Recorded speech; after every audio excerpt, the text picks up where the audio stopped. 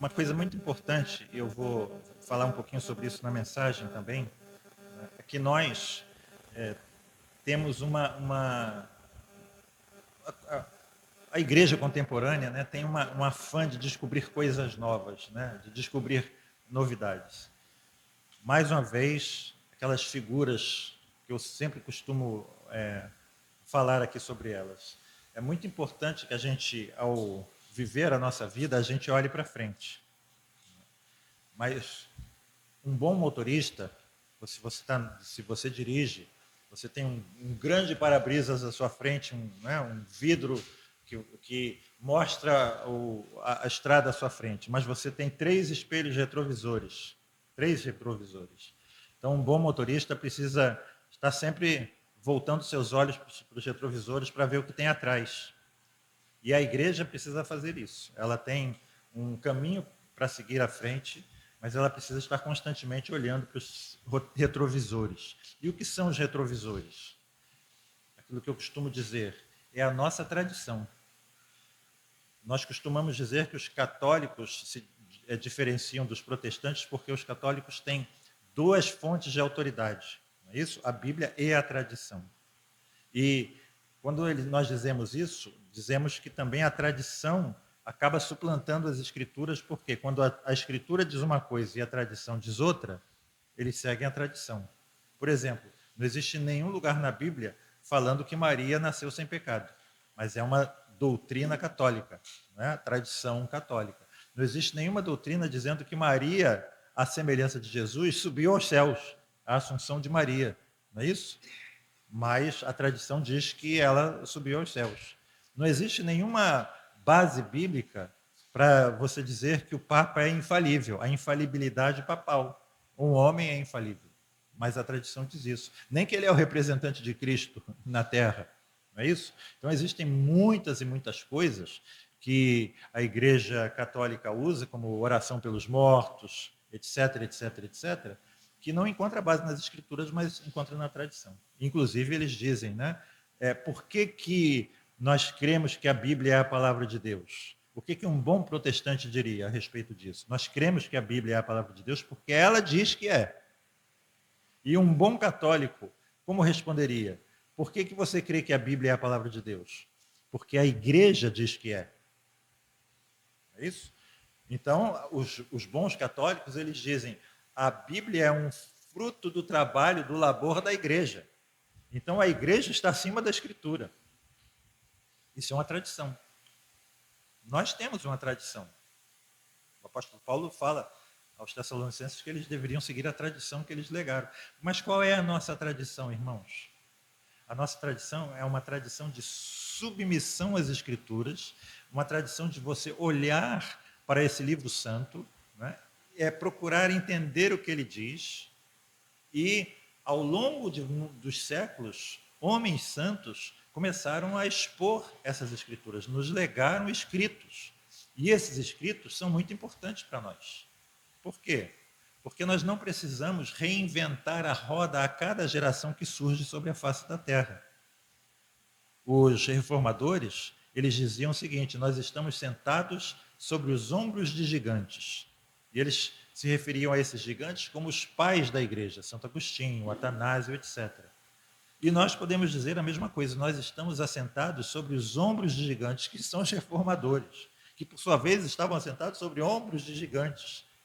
Então, por isso que Spurgeon, uma vez ele disse, né, que às vezes uma pessoa, lendo a Bíblia, consegue entender uma doutrina, digamos assim, nova, e sai gritando pela rua, eureka, eureka, Deus me revelou, mas ele, na realidade, ele está simplesmente segurando um caquinho de vidro colorido, que não tem valor nenhum. Às vezes, nós podemos, na Escritura, descobrir uma coisa nova, mas é nova para mim, é nova para você. E Spurgeon aconselhou. Agora, você está descobrindo essa coisa nova? Olhe para a igreja, olhe para o passado, olhe para o que os nossos antepassados escreveram. Talvez você descubra que aquilo que você descobriu na Bíblia é uma heresia que lá no passado, pregou e a igreja condenou. mas talvez você possa também descobrir que aquilo que você descobriu como novidade é novidade para você, mas não é novidade para a igreja. Consistentemente, homens, geração após geração, ensinaram isso de forma consistente na igreja, como um colar de pérolas, né? Uma linha sucessória de ensino. Então, nós temos esse legado. Então, não precisamos inventar nada, porque no dizer de Judas, a epístola de Judas, ele escreveu a respeito da fé que de uma vez por todas foi entregue aos santos. O que isso significa? Primeiro, significa que a revelação está completa, não existem novas revelações, e significa que essa revelação completa ela está à nossa disposição. Não existe ensino esotérico no cristianismo, não existem portas fechadas. Né? Existem muitas religiões e seitas esotéricas onde você está num nível e você só aprende aquilo que está naquele nível, e o que está acima é segredo, você precisa ser iniciado no segundo degrau para poder aprender certas coisas. No cristianismo não existe isso, certo? Então nós temos esse ensino do passado. Grandes homens ensinaram isso no passado. Então, o que nós estamos ensinando, o que a gente chama de as doutrinas da graça, ou alguns chamam de os 5 pontos do calvinismo, não é uma novidade. Eu costumo dizer que era algo que, nos primeiros 100 anos do protestantismo, era uma doutrina comum, tanto a luteranos, quanto a anglicanos, etc.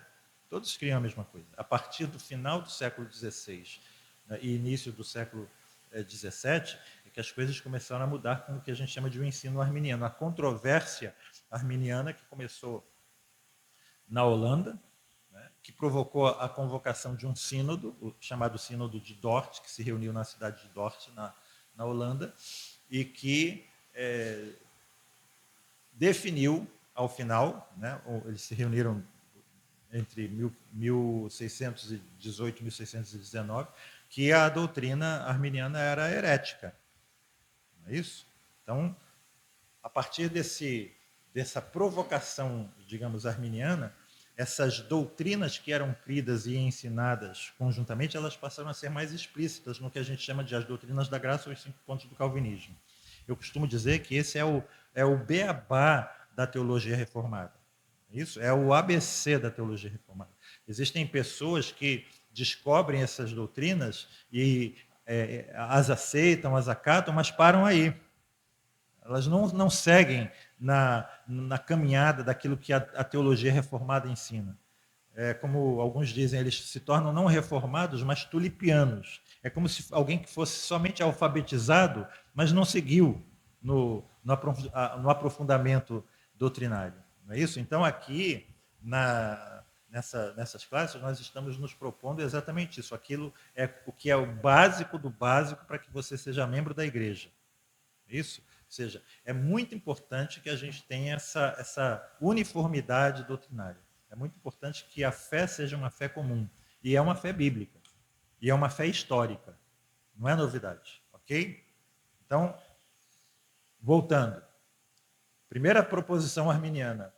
A queda, ela não afetou o homem de forma total.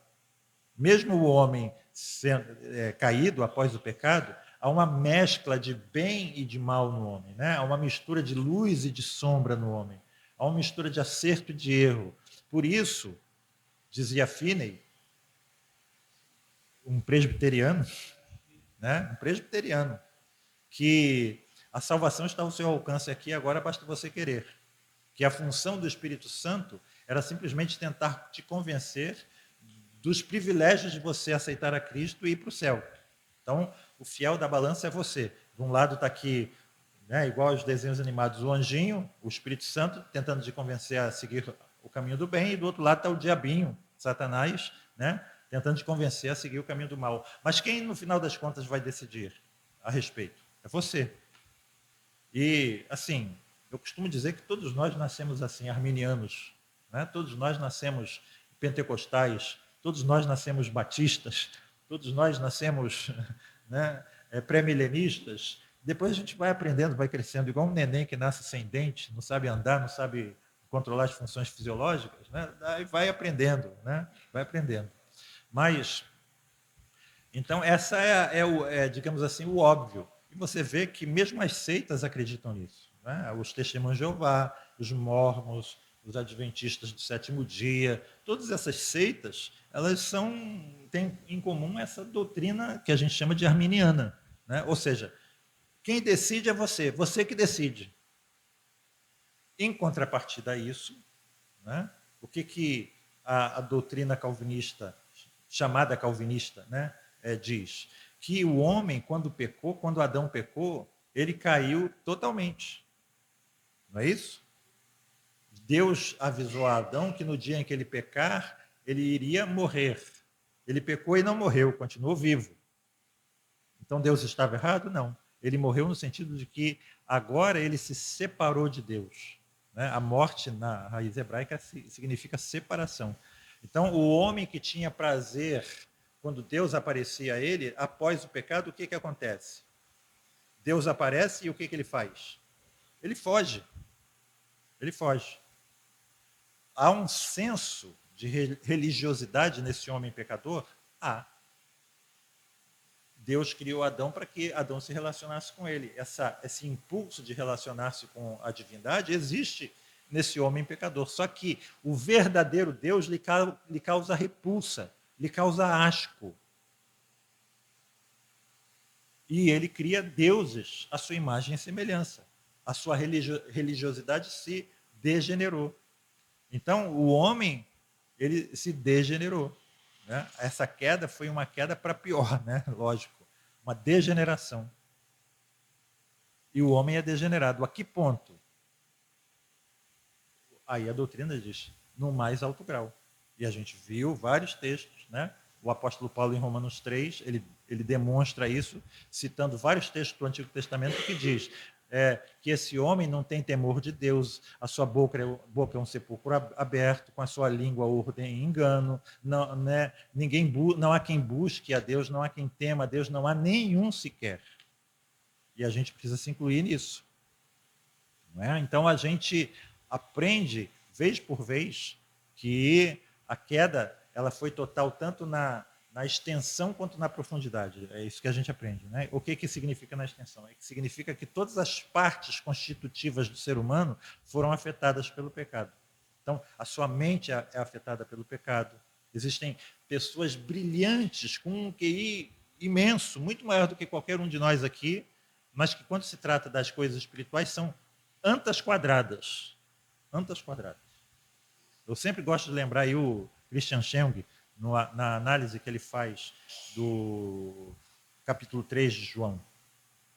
Quando Nicodemos pergunta para Jesus, quando Jesus diz, você precisa nascer de novo, ele diz, pode alguém voltar ao ventre da sua mãe e nascer de novo? E o Christian Scheng, né, ele fala que muitos comentaristas dizem que Nicodemos estava sendo irônico. Mas ele diz, não, ele era burro mesmo.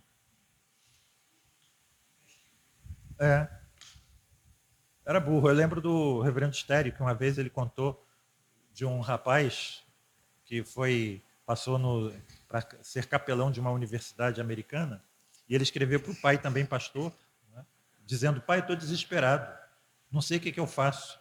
Aqui é todo mundo PhD em tudo. É PhD em química, física, matemática, mestrado, doutorado. O que eu falo para essas pessoas? Aí o pai escreveu, Cristo e este crucificado. É isso que você precisa falar para eles. Porque eles são PhD nessas matérias, mas eles podem ser totalmente ignorantes nessas questões espirituais. Então a mente é afetada pelo pecado. A mente tem uma tendência a seguir o erro, ao engano. As nossas emoções foram afetadas pelo pecado. O nosso corpo é afetado pelo pecado. Na extensão e na profundidade. O que significa isso? Significa que você é tão mal quanto poderia ser. Não significa que você pratica todo o mal que você é capaz de praticar, que os homens praticam todo o mal que são capazes de praticar. Mas que há dentro de nós o potencial, dentro de cada um de nós, de mim, de você, há potencial para fazer qualquer coisa que qualquer homem, por malvado, faça. Todos os maiores crimes, os horrorosos que você vê, nós também seríamos capazes de praticar. Não é isso? Então, duas frases que eu gosto de falar, né? Você não é tão bom quanto você pensa que é, e você é muito pior do que você pensa que é. Você não conhece o seu potencial para o mal.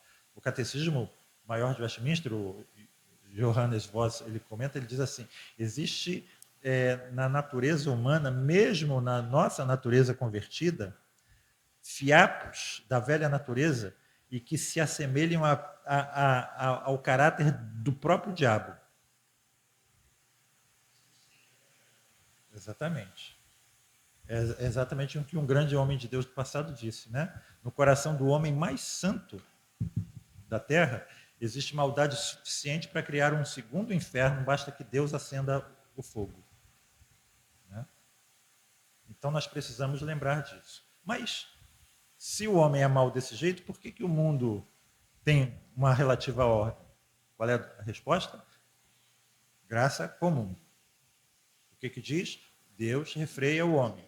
Por isso que Lutero disse que o pior castigo que Deus pode dar à raça humana é deixá-lo entregue a si mesmo, como a gente vê em Romanos capítulo 1. Por isso Deus os entregou por 3 vezes, né, a um sentimento mental reprovável, a uma disposição reprovável, etc, etc. Então, Deus afrouxa a rédea que refreia o homem e o homem, então, cai, né, nos piores pecados. A gente vê acontecendo hoje em dia, né? Coisas que são absurdas, mas o homem é capaz de abrigar essas coisas absurdas, como, por exemplo, a teoria woke, né? Chama? É isso? Homens barbados, vestidos de mulher, dizendo que são mulher e querendo entrar num banheiro feminino. Homens competindo com mulheres e tudo bem, tudo certo. Homens entrando em vestiários, atletas masculinos vestidos de mulheres, dizendo que são mulheres, mas com a genitália masculina, entrando num vestiário feminino e tirando a roupa, e as meninas reclamando, e o reitor das universidades americanas dizendo que elas têm à disposição delas psicólogos para que elas aceitem a situação, para que elas mudem, né, o modo de pensar delas e aceitem a situação. Ou seja, o homem é capaz dos maiores absurdos. E nós seríamos capazes dos maiores absurdos se Deus não nos salvasse. Poderíamos estar seguindo lá, como diz o apóstolo Paulo, seguindo o curso deste mundo, não é isso? Como todos os filhos da ira, seguindo as diretrizes do Deus desse mundo, das potestades do ar. Do espírito que agora atua nos filhos da desobediência. A esse espírito aí atuando nos filhos da desobediência. Então, tendo dito isso, como que esse homem totalmente depravado, mau, né, que, como a gente viu, Deus chega para Adão e Adão foge, esse homem que sente uma repulsa pelo Deus verdadeiro, como que ele vai contra a sua natureza se submeter a Cristo? Uma figura um tanto grossa, grotesca, é como se uma abelha passasse a pousar em fezes, ou como se a mosca passasse a comer néctar das flores.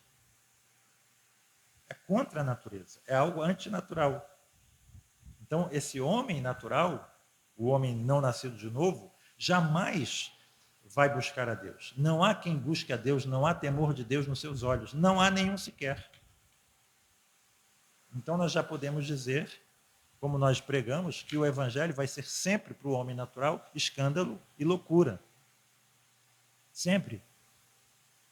Então, a única coisa que esse homem pode fazer, a única decisão que ele pode tomar é pela rejeição de Cristo, pelo evangelho. A gente vê isso vez após vez na Bíblia. Então, o homem tem a última palavra na questão da salvação, ele pode ter a última palavra na questão da perdição. Por quê? Porque a única decisão que ele pode tomar é contra Cristo. Contra Cristo. Nenhum homem, por si só, vai se decidir contra a sua própria natureza a seguir a Cristo. Spurgeon mais uma vez. É mais fácil um leão se tornar vegetariano do que um homem se decidir por Cristo. Então, mais uma vez, essa decisão não é nossa. A salvação é impossível aos homens, como disseram os apóstolos. É impossível aos homens, mas possível para Deus. Então a gente vê que Deus, antes da fundação do mundo, ele já determinou aqueles a quem ele concederia essa salvação. Não é isso? Então, a última palavra na questão da salvação é de Deus. É de Deus. Mas a grande pergunta, né, que os arminianos fazem, isso não seria acepção de pessoas? Deus não faz acepção de pessoas, a Bíblia diz. Se ele escolhe uns e não outros, obrigado. Se ele escolhe uns e não outros, ele está fazendo a acepção de pessoas. Não é, Gabriel? Como você responderia isso?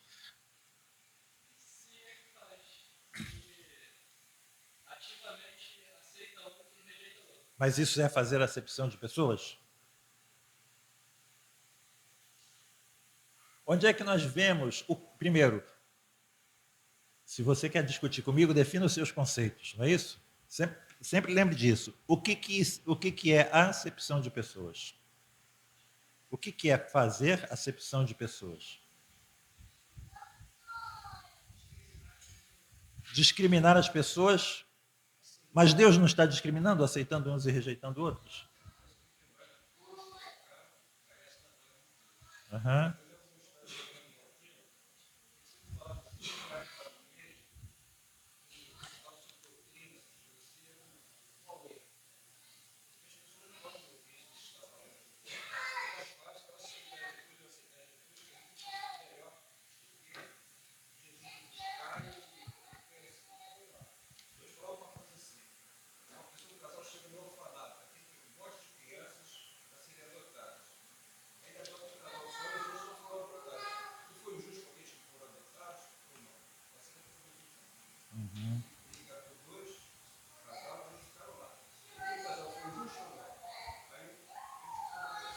É.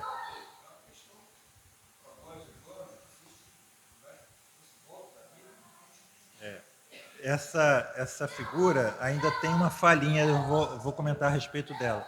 Vamos abrir em Tiago 2 para ver o que é a acepção de pessoas segundo a Bíblia. Abre em Tiago 2.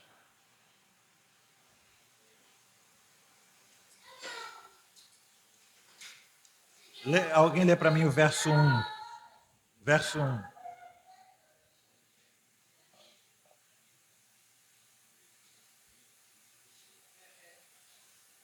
Tiago 2, 1.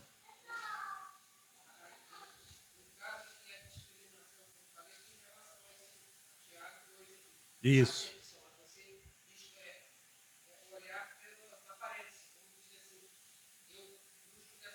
Isso, exatamente. Isso. Isso. Uhum. Vamos ver. Vamos lá então. Quem lê o verso 1?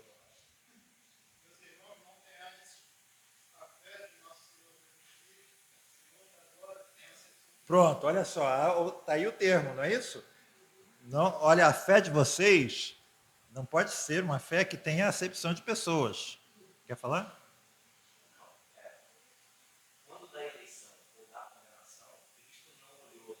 Isso. Vamos lá, devagar. Então, reparem, não tenha fé com acepção de pessoas. Agora, o nosso irmão Tiago, ele vai dizer o que significa isso. Reparem, porque se no vosso ajuntamento entrar algum homem com anel de ouro no dedo, com trajes preciosos, e entrar também algum pobre com sórdido traje, um traje humilde, né? E atentardes para o que traz o traje precioso e lhe disserdes, assenta-te tu aqui num lugar de honra, e disserdes ao pobre, tu fica aí em pé, ou então assenta-te aqui, abaixo do meu estrado. Porventura não fizestes distinção entre vós mesmos, e não vos fizestes juízes de maus pensamentos? Então, aqui nós temos uma definição do que significa isso. Significa você tratar bem ou tratar mal, aceitar ou rejeitar alguma pessoa com base em qualquer coisa que você veja nela. Eu não gosto de preto. Eu não gosto de branco. Eu não gosto de gordo. Eu não gosto de magro. Eu não gosto de argentino. Eu não gosto de paulistano. Eu não gosto de carioca. Eu não gosto de nordestino. Não é isso? Eu não gosto de judeu. Então, eu vou rejeitar essas pessoas e vou aceitar aquelas que. Isso é a acepção de pessoas. Ou seja, eu aceitar ou rejeitar alguém com base naquilo que eu vejo nela. Deus não faz a acepção de pessoas. Ele não aceita ou rejeita as pessoas com base naquilo que ele vê nelas. E nem bom coração também. Isso é importante. Por quê? Mais um dito puritano aqui. Quando Deus olha para mim e para você, ele não vê nada que comova o seu coração. Ele vê coisa suficiente para revoltar o seu estômago, mas nada para se compadecer. Ele nos amou quando? Quando nós ainda éramos pecadores. Pecadores. C.S. Lewis ele fala a respeito do amor que nós frequentemente somos ensinados que se nós quisermos ser amados, nós precisamos ser amoráveis. O que significa amorável? É uma pessoa tão gentil, tão cordata, educada, meiga, carinhosa, né? Que você ama essa pessoa de graça, digamos assim. Não é isso? Você precisa ser amorável para ser amado. Mas Deus não nos ama com base nisso. Nós não éramos amoráveis, pelo contrário, nós éramos brutos, irracionais, não temíamos a Deus, tínhamos uma mão cerrada, não quero saber de você. Não é isso? Mas mesmo assim Deus me amou. Ora, então Deus não faz acepção de pessoas por ter me amado. E os outros? A gente estuda os atributos de Deus, né? E a gente vai ver isso também aqui em Paulo. Há um atributo que é o amor perfeito. Há um outro atributo que é a justiça. Então Deus decidiu amar a alguns manifestar o seu amor e a outros manifestar a sua justiça perfeita. Essa é a resposta que nós temos. Não é isso? Mas então a última palavra é dele. É ele que decide, não sou eu que decido. Alguém quer complementar alguma coisa agora? Não?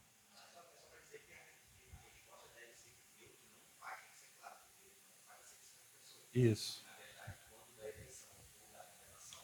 Uhum.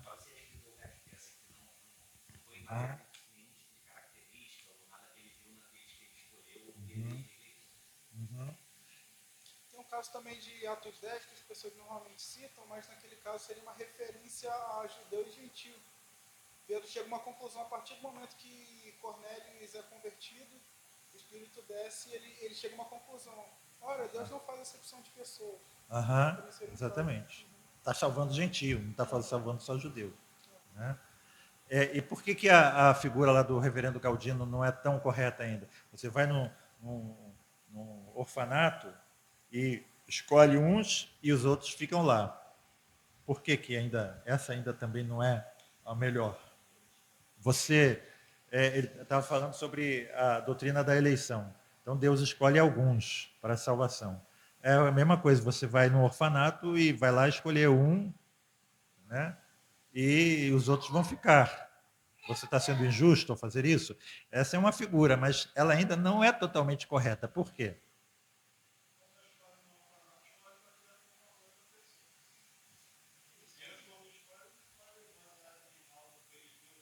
Uhum. Eu não quero uma criança que seja doente. Eu quero uma criança saudável. Eu não quero uma criança negra. Eu quero uma criança branca. Eu não quero uma criança branca, eu quero uma criança negra. Ou seja, às vezes pode ser até para ficar igual à família, etc. E tal, mas é com base em alguma coisa que você vê na criança. Não tem como. Não é? Afinidades. Você vê alguma coisa que a tornou amorável para você. Seria bom se você pudesse, às cegas, né, dar uma qualquer. Ninguém faz isso, né? Ninguém faz isso. Estou lembrando aqui daquele filme, como é que é o nome? Olhos Azuis ou Olhos... muito interessante, um filme francês, uma comédia, mas tem muitas coisas interessantes, né? De um casal negro que acaba adotando sem querer, contra a vontade, né? Um menino de olhos azuis, um bebê de olhos azuis, louro de olhos azuis. E aí tem várias, né, situações que vocês imaginam lá na Europa por causa disso. Né? Ah, é a babá, não sei o quê, aquelas coisas todas. Né? Mas aí eu acho interessante quando ela vai contar para a mãe, descendente de africanos, né? E ela vai contar para a mãe que adotou, que tem um menino, mas o menino é branco, não é negro, né?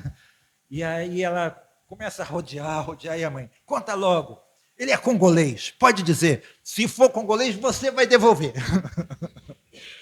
Né? Não pode ser do Congo. Então tem até, né, essas coisas todas. Então, sempre tem essas coisas. Deus não tem isso. Certo? Absolutamente, ele não me escolheu com base em alguma coisa que ele viu em mim e com base em alguma coisa que ele viu em você. Nem com base em dizer assim, meu coração. Não, meu coração é duro, empedernido, pecador, miserável. Certo?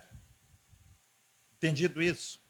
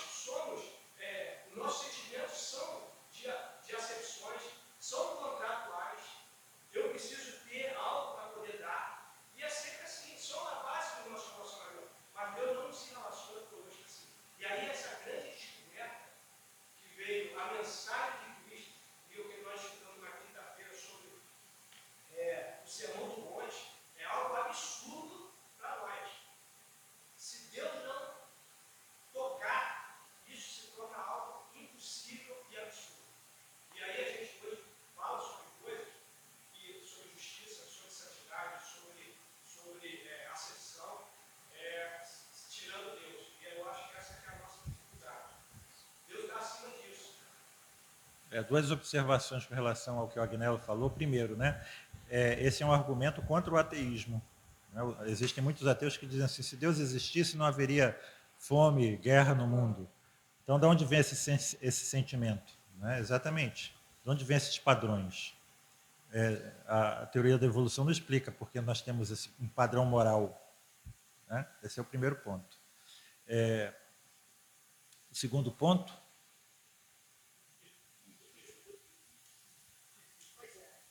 Pois é, está vendo? O pecado afeta a nossa mente também. A idade. O segundo ponto eu falo no final. A justiça de Deus, padrão moral. Sim. O segundo ponto é que esse padrão moral, se nós entendemos a doutrina da depravação total, o nosso padrão moral também foi deturpado. Né? E se nós atribuímos a Deus injustiça, nós devemos desconfiar não de Deus, mas de nós mesmos. Esse é um ponto. Então, a gente vê, por exemplo, na nossa consciência. A nossa consciência pode nos acusar ou nos defender. Mas mesmo a consciência, ela é uma consciência deturpada. Adolf Hitler não era tabagista, né? Não gostava de ninguém fumando perto dele, era vegetariano, né? Tinha pena de ver os animais sendo mortos, mas amava cachorros, mas era o Hitler. Né? Era o Hitler. Então, voltando aqui, irmãos, estou fazendo uma recordação. Né? Alguns versículos, vou só lê-los sem comentar. Ninguém conhece o Filho senão o Pai, e ninguém conhece o Pai senão o Filho, e aquele a quem o Filho quiser revelar. Então, ninguém vai conhecer a Deus a não ser se o Filho quiser revelar Deus a essa pessoa. Ninguém pode vir a mim se o Pai não o trouxer. Ninguém. E a vontade de quem me enviou é esta, que nenhum eu perca de todos os que ele me deu. A primeira, ninguém conhece o Filho senão o Pai, ninguém conhece o Pai senão o Filho, e aquele a quem o Filho quiser revelar, Mateus 11, 27. Desculpe. Ninguém pode vir a mim se o Pai que me enviou não o trouxer, João 6, 44. A vontade de quem me enviou é esta, que nenhum eu perca de todos os que me deu, João 6, 39. E agora João 6, 37. Aquele que o Pai me dá, esse virá a mim. Então, como a gente diz assim, a gente pode fazer perguntas a Jesus, né? Quem virá a ti, Senhor? Quem irá ao Senhor? Ele responde, aquele que o Pai me der. Não é isso? Na oração sacerdotal, em João 17, 2, Jesus diz que o Pai conferiu a ele autoridade sobre toda a carne, a fim de que ele, Jesus, conceda a vida eterna a todos que lhe deste, a todos os que o Pai lhe deu, mais uma vez. E João 17, 9, ainda na oração sacerdotal, ele diz, eu não rogo pelo mundo, é por eles que eu rogo. Não rogo pelo mundo, mas por aqueles que me deste, porque são teus.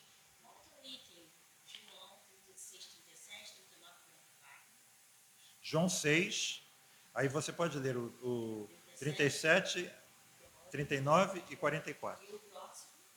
João 17, 2 e 9. João 17, 2 e 9.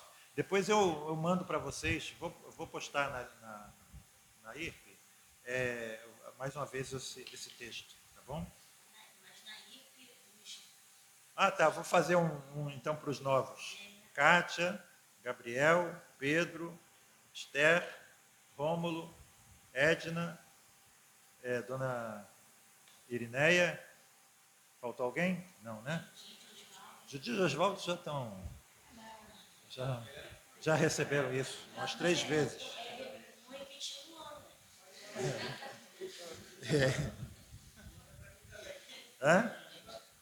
Sim.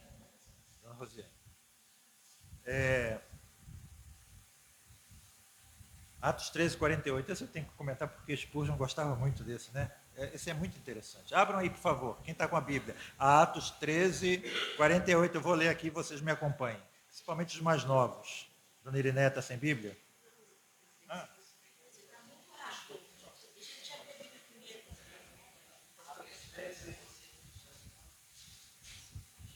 Atos 13, 48. Eu vou ler aqui, os irmãos acompanhem. Principalmente os novos. Rômulo, está com a Bíblia? 13:48. Posso ler? E os gentios, ouvindo isto, alegraram-se e glorificavam a palavra do Senhor, e todos quantos creram foram ordenados para a vida eterna.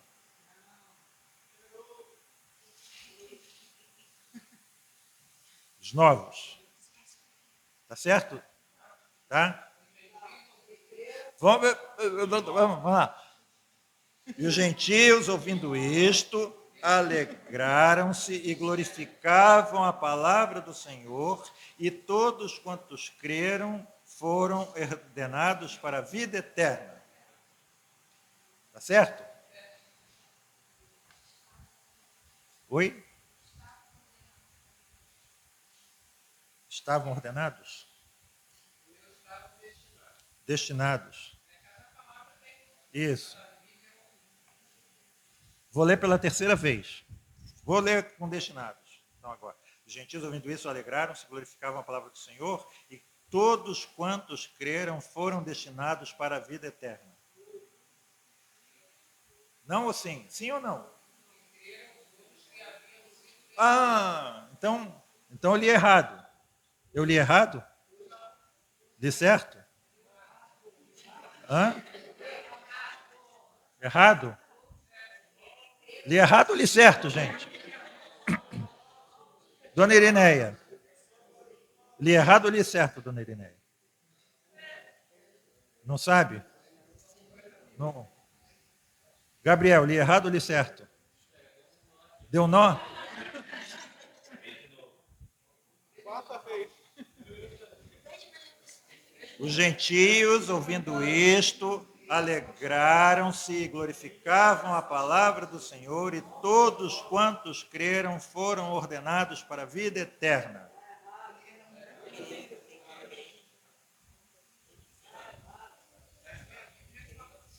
Fala assim, reparem aqui, ó.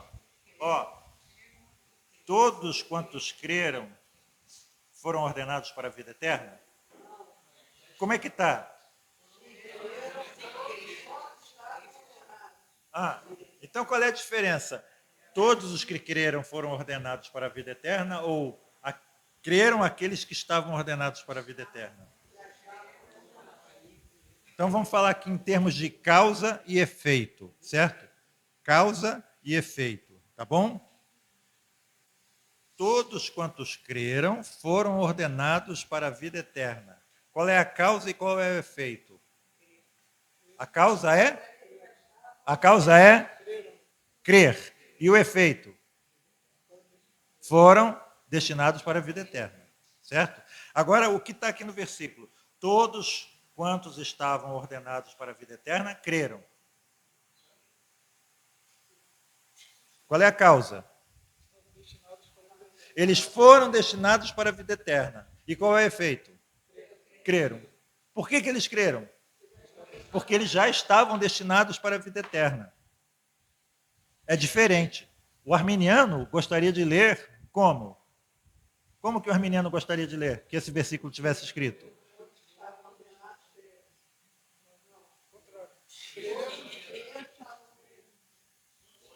Todos os que creram foram destinados para a vida eterna, ou foram ordenados para a vida eterna. Todos os que creram foram destinados para a vida eterna. Mas o versículo não está dizendo isso. Ele está dizendo o contrário. Certo? Entenderam? Todos os que foram destinados para a vida eterna creram. Só quem foi destinado para a vida eterna que vai crer. Os demais não vão crer. É isso que o versículo está dizendo. Entendeu, Rômulo? Kátia? Gabriel? Pedro? Dona Irineia? Mais ou menos? Entendeu? Mais ou menos?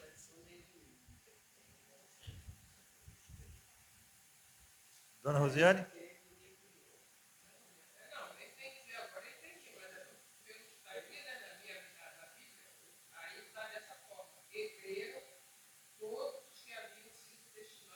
Isso, exatamente.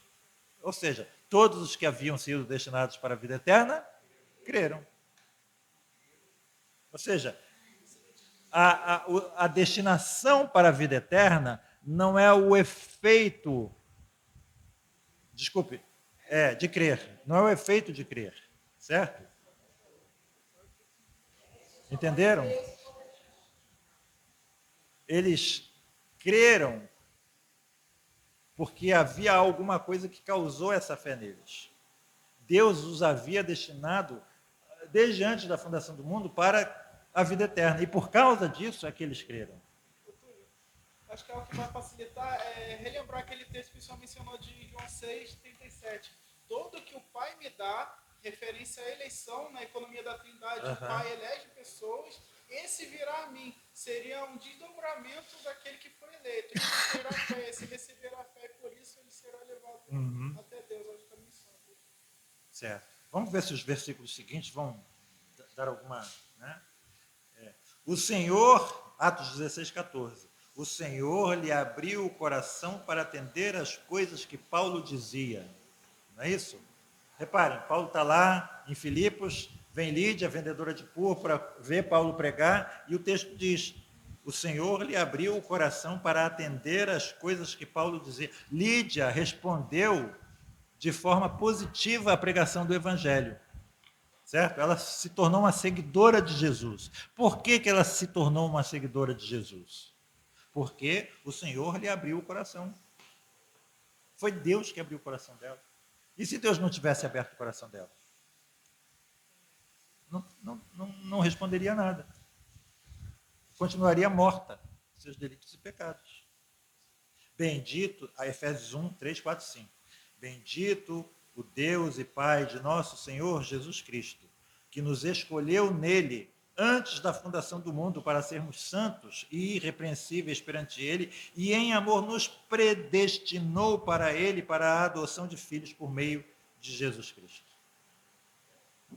Então, aqui a gente pode ler esse versículo dessa seguinte forma: e os gentios, ouvindo isto, alegraram-se, glorificavam a palavra do Senhor e creram todos quantos Deus havia escolhido nele antes da fundação do mundo para serem santos, e todos que foram predestinados para ele para a adoção de filhos em Jesus Cristo. Esses creram. Certo? E aí, a seguir, a gente entrou naquela questão da chamada dupla predestinação. E eu vou só citar os versículos que nós já aprendemos. Né? Judas 4 diz assim: pois certos indivíduos se introduziram com dissimulação. Ou seja, Judas, ele escreve a respeito da fé que de uma vez por todas foi entregue aos santos, e ele se refere a pessoas que estavam pervertendo essa fé, que entraram na igreja com dissimulação, né, para perverter a fé, e diz assim: os quais desde muito foram antecipadamente pronunciados para esta condenação. Não era novidade, não era algo imprevisto. Deus já havia antecipadamente determinado que aqueles inimigos, aqueles homens seriam pronunciados para a condenação. João 10, 26. Vocês não creem porque não são das minhas ovelhas. Não pertencem ao meu rebanho. Graças te dou, ó Pai, Senhor do céu e da terra, Mateus 11, 25, 26, já citamos, porque ocultaste estas coisas aos sábios e entendidos e as revelaste aos pequeninos.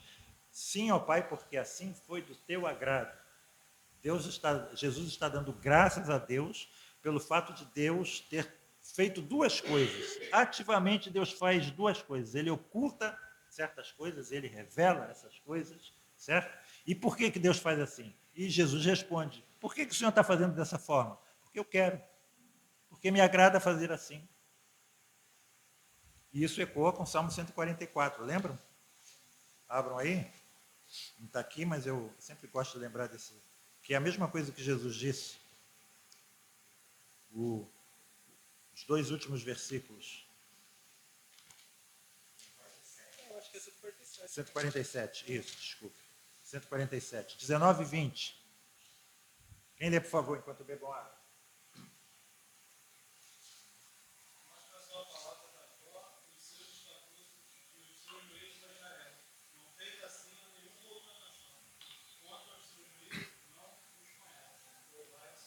Isso. Reparem, Deus revela essas coisas a algumas pessoas e esconde de outras. É o que ele está fazendo aqui. Ele mostrou a sua palavra a Jacó, os seus estatutos e os seus juízos a Israel, mas ele não fez dessa forma nenhuma outra nação naquele tempo. Né? Não conhecem seus juízos. E aí ele termina: louvai ao Senhor, aleluia, louvem a Deus, graças te dou, ó Pai. Jesus está louvando a Deus. Por quê? Porque ele mostrou os seus juízos e os seus estatutos a um grupo de pessoas e os escondeu de outras. Fala. Tem outro salmo também, o salmo da pregação, pecadores nas mãos de Deus irado, salmo 73, verso 18. Tu certamente os põe em lugares escorregadios, tu os fazes cair na destruição. No referência aos ímpios do salmo. Isso tem eco também. A gente vai ver isso depois também. Deus lhes manda a operação do erro, né, para que caiam. Então, vamos lá.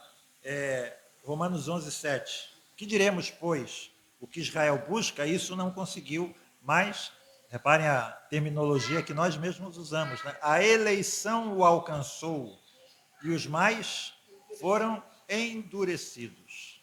Essa é a conclusão de Romanos 11, depois dele expor isso com muito mais devagar em Romanos 9, né?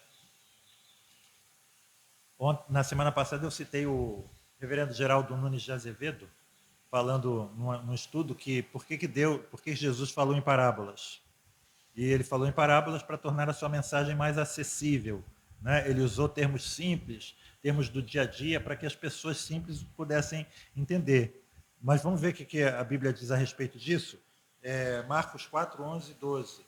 A vós outros é dado conhecer o mistério do reino de Deus, mas aos de fora tudo se ensina por meio de parábolas, para que, vendo, vejam e não percebam, e ouvindo, ouçam e não entendam, para que não venham a converter-se e haja perdão para eles. Marcos 4, 11 e 12. Certo? Então, a gente está vendo, vez após vez, Deus ativamente se mostrando a um grupo de pessoas e ativamente se escondendo de outro grupo de pessoas.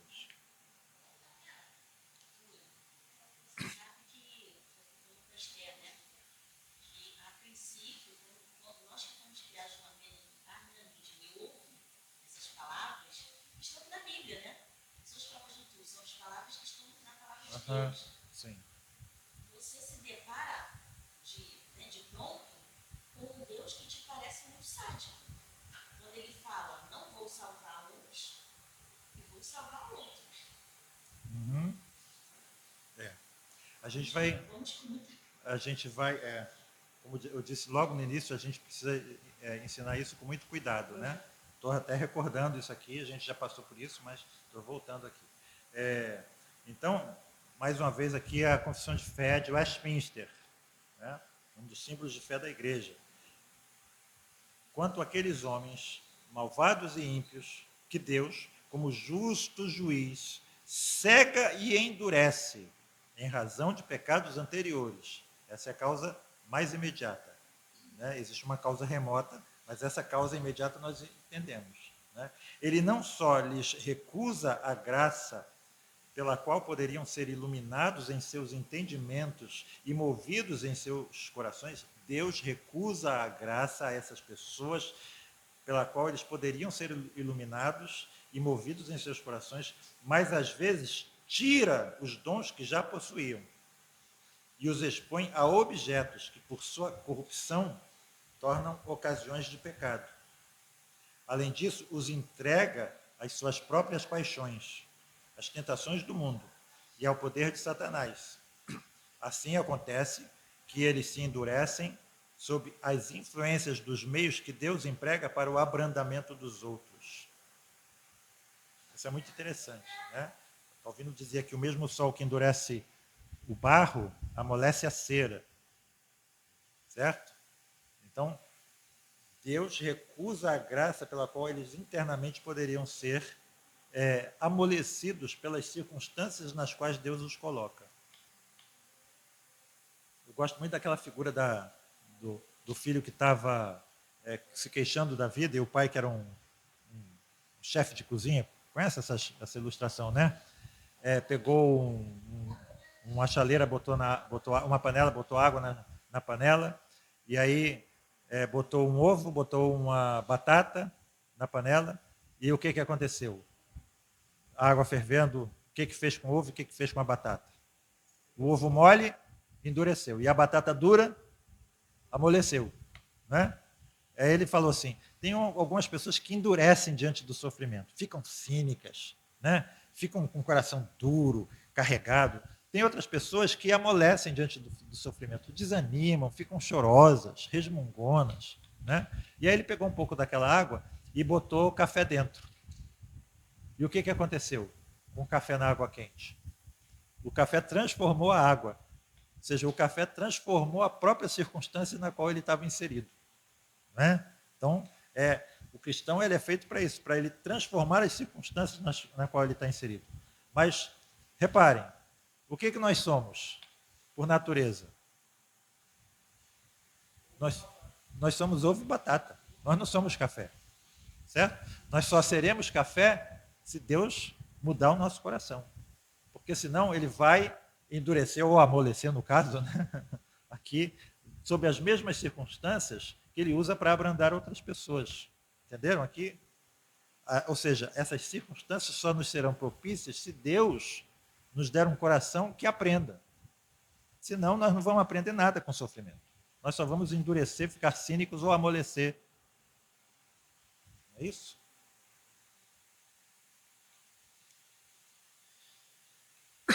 Então, nós vemos a confissão falando sobre isso, e a gente vê na Escritura Deus fazendo a mesma coisa, né? Ele buscando a uns e a outros ele está deixando entregues às suas próprias paixões e concupiscências. Romanos 1, que a gente já citei. Por isso, Deus entregou tais homens à imundícia. Deus entregou tais homens à imundícia, pelas concupiscências de seus próprios corações, para desonrarem seus corpos entre si. Romanos 1, 24. Mais adiante, no verso 26. Por causa disso, os entregou Deus às paixões infames. E no verso 28. E por haverem desprezado o conhecimento de Deus, o próprio Deus os entregou a uma disposição mental reprovável para praticarem coisas inconvenientes. Por 3 vezes, Paulo diz, Deus entregou tais homens à imundícia, Deus entregou tais homens às paixões infames, Deus entregou tais homens a uma disposição mental reprovável. Deus está entregando esses homens. Né? E o eco do Salmo 73, 2 Tessalonicenses 2, 11 e 12. É por este motivo, pois, que Deus lhes manda, reparem, o agente ativo, Deus lhes manda a operação do erro.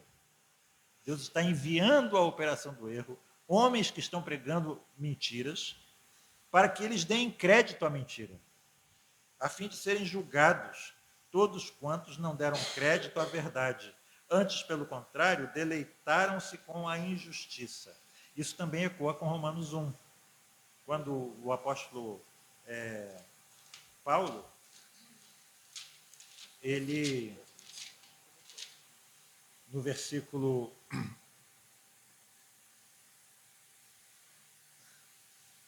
25, que ele fala que eles mudaram a verdade de Deus em mentira. Isso, exatamente. Mudaram a verdade de Deus em mentira. Existe uma outra versão que é mais ou menos o significado disso eles sabiam que aquilo era verdade, mas eles sufocaram a verdade, eles enterraram a verdade para que a mentira prevalecesse. Eu sei que isso é mentira, mas eu vou falar a mentira, eu não vou falar a verdade. Certo? E aí o que acontece? É aquilo que Pedro diz também, pessoas que enganando e sendo enganadas.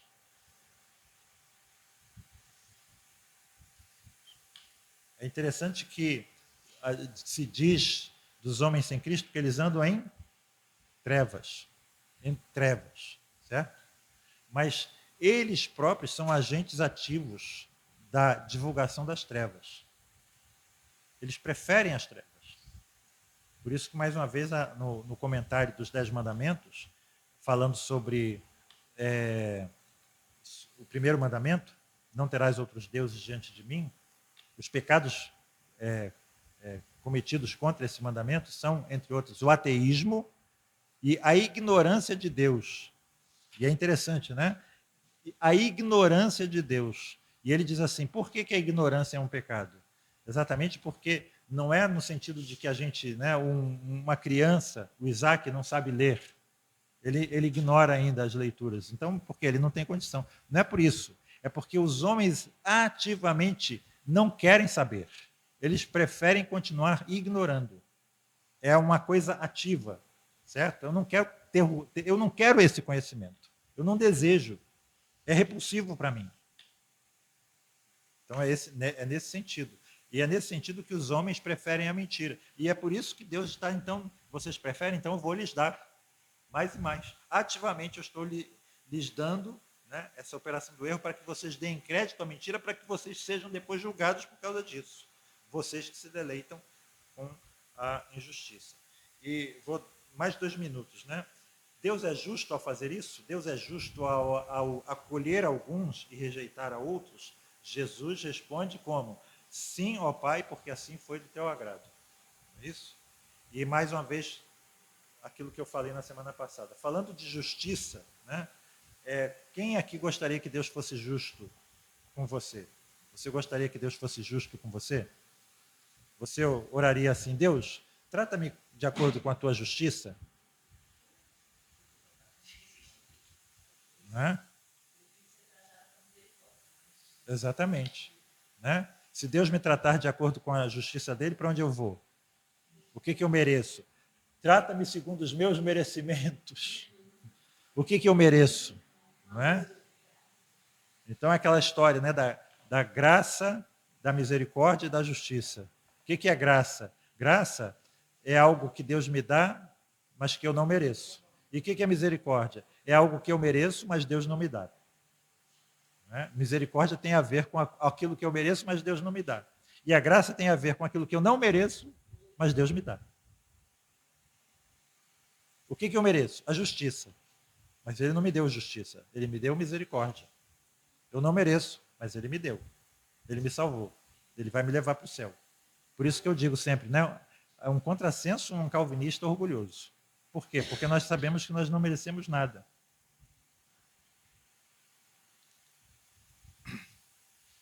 E Romanos 9, que diremos, pois?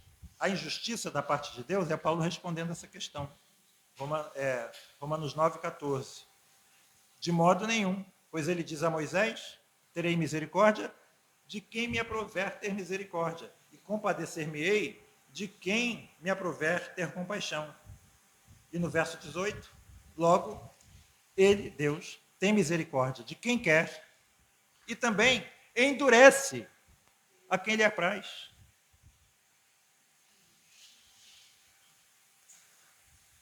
Em Romanos 9, 19, eu vou ler na versão na linguagem de hoje, Paulo diz assim: algum de vocês vai me dizer, se é assim, como Deus pode pôr a culpa nas pessoas? Quem pode então ir contra a vontade de Deus? Verso 19 na linguagem de hoje.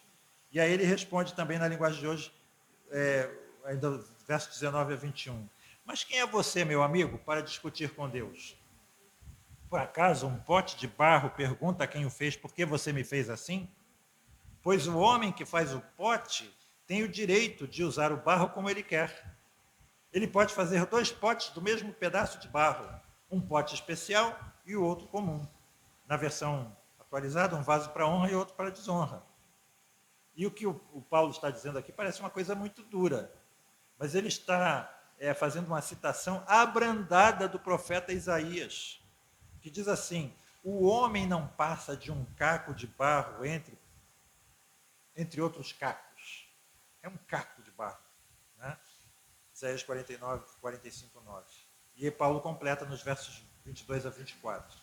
Que diremos, pois, se Deus, querendo mostrar a sua ira e dar a conhecer o seu poder, suportou com muita longanimidade os vasos de ira preparados para a perdição, a fim de que também desse a conhecer as riquezas da sua glória em vasos de misericórdia, que para a glória preparou de antemão, os quais somos nós, a quem também chamou, não só dentre os judeus, mas também dentre os gentios. Então, reparem aqui os dois níveis de abordagem em Romanos 9, irmãos. Primeiro diz que aqueles que são condenados por causa dos seus próprios pecados. Eles são endurecidos por causa dos seus próprios pecados anteriores. E Deus é absolutamente justo em condenar esses homens. Deus mostra na condenação a esses homens a sua indignação, a sua ira, a sua justiça, o seu poder. E ele também quer mostrar como é grande o seu amor, a sua misericórdia, a sua compaixão e a sua glória.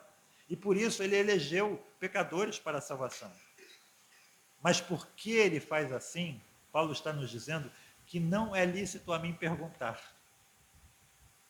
Versos 19 e 20. Então esse aí é o segundo nível que eu me referi. É a vontade de Deus que é incompreensível ao nosso entendimento. Né? Ele responde assim, eu fiz porque quis. É igual o Jânio Quadros, né, que dizem que filo porque quilo. Né? Ele fez porque quis. E o mais ele não revela a nós na sua palavra. E aí o que nós devemos fazer? Protestar? Exigir uma resposta mais clara de Deus? Né? E aí a resposta é o piedoso se curvando e adorando, como Paulo fez em Romanos 11:33, no final da sua exposição das doutrinas da graça. Ó profundidade da riqueza, tanto da sabedoria como do conhecimento de Deus. Quão insondáveis os seus juízos e quão inescrutáveis os seus caminhos. Né? Aos que perguntavam, vou terminar aqui lendo isso, porque Deus escolhe uns e rejeita outros, Agostinho respondia, vós homens, esperais de mim uma resposta. Eu também sou homem, portanto vamos nós, vós e eu, ouvir alguém que disse, ó homem, quem és tu? A ignorância que crê é melhor do que o conhecimento temerário. Paulo descansou porque reconheceu maravilha. Ele chamou insondáveis os juízos de Deus. E tu, ó homem, te aventuras a perquiri-los? Paulo fala dos caminhos de Deus como inescrutáveis. E tu tens a pretensão de esquadrinhá-los? Tentar ir além é atormentar-se sem proveito. Não progrediremos procurando avançar, dizia Calvino. Então nós também devemos nos aquietar nele, sabendo que Deus é justíssimo em tudo aquilo que ele faz, em todos os seus atos. A vontade de Deus é boa, perfeita e agradável, e também a vontade de Deus está acima da nossa capacidade de compreensão. Portanto, nós devemos continuar a confiar nele, a confiar na sua vontade, a saber que ele é justo em tudo aquilo que ele faz. Citar Calvino. A vontade de Deus não só está livre de toda a imperfeição, mas se constitui a mais alta regra de perfeição. É a lei de todas as leis. Só o fato dele querer já é considerado justo. Que Deus nos abençoe, irmãos. Desculpe eu ter me alongado. 10:07, vamos terminar com uma oração. Pai Celeste, abençoa, Senhor Deus, a exposição da Tua palavra, Senhor. E que possamos, vez após vez, voltar a estas coisas, para que possamos crescer com uma base sólida e firme, Senhor Deus. E que, acima de tudo, que possamos ter um profundo temor por estas verdades santas e eternas, Senhor, que a Tua palavra nos revela. Guarda, Senhor Deus, o nosso coração de pecar contra Ti. Abençoa a nossa mente para que possamos receber aquilo que o Senhor nos dá. No nome de Jesus e para a glória dele nós te oramos. Amém. Amém. Irmãos,